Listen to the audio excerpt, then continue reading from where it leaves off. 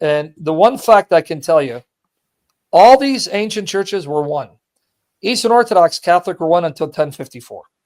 Now, there is also another group that calls themselves Orthodox, but they're not Eastern Orthodox.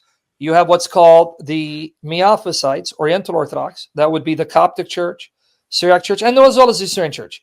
Now, the Assyrian Church and these churches that we call the Miaphysites, they broke off in the 5th century 400s.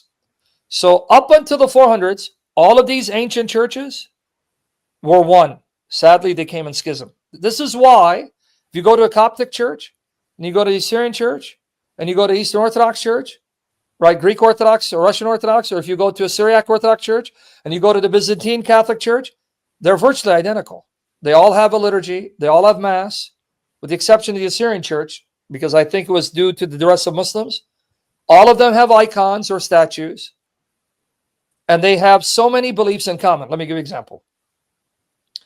Again, I've done this. I'm going to do it for your benefit so you can see how much unity there is among these churches without sola scriptura, tota scriptura, without internet, without fax, without email.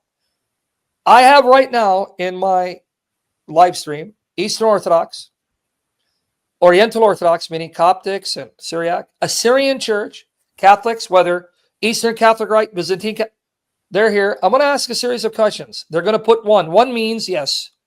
You ready? Mm-hmm. I'm not qualified to talk about creative grace, brother. You're talking about someone who's not into philosophy. You ready? Now watch. You guys, Assyrian Church, Coptic Church, Syriac Orthodox Church, Armenian Apostolic Orthodox Church, Greek Orthodox, Roman Catholic. Do you all believe Eucharist becomes the body and blood, flesh of our Lord Jesus Christ? Watch it.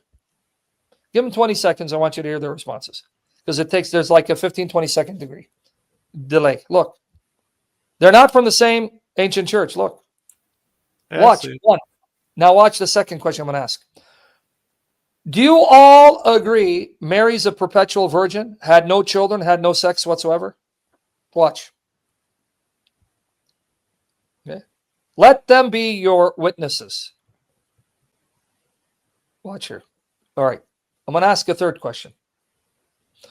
Do you believe God kept Mary from committing any actual personal grievous sin?